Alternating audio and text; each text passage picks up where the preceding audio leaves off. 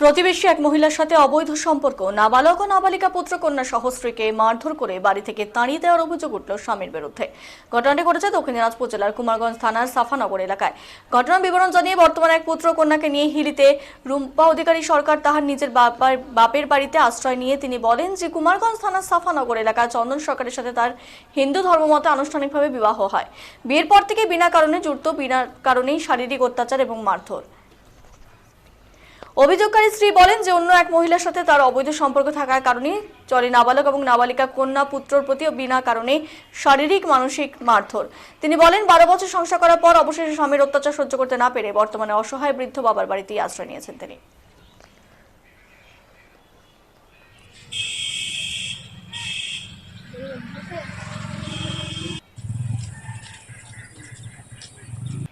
আপনার স্বামীর বিরুদ্ধে কেন অভিযোগ করতে যাচ্ছেন? আমার বিয়ের পর থেকে আমার স্বামী আমাকে মারধর করে। এই 2012-তে আমার বিয়ে হয়, তারপর থেকে আমাকে মারধর শুরু করে দেয়। টস দিয়ে বাড়ি মারে, মেরে ফেলার চেষ্টা করে, খেতে দেয় না, মারধর করে, আমাকে মারে, বাচ্চাদেরকে মারে এবং পরম মহিলার সাথে ওর নাজায়েজ সম্পর্ক ছিল। আপনার স্বামীর নাম কি? আমার স্বামীর নাম চন্দন সরকার। কোথায় বাড়ি? সাফানগর আজাদ। হ্যাঁ, কোন থানার মধ্যে পড়ে? কুমারগঞ্জ থানার মধ্যে। বিষয়টা নিয়ে কি আপনি থানায় অভিযোগ করেছেন? হ্যাঁ, অভিযোগ করেছিলাম 2024 সালে করেছিলাম। 24/5/24 আমি ইয়ে করেছিলাম। পুলিশ কি বলছে?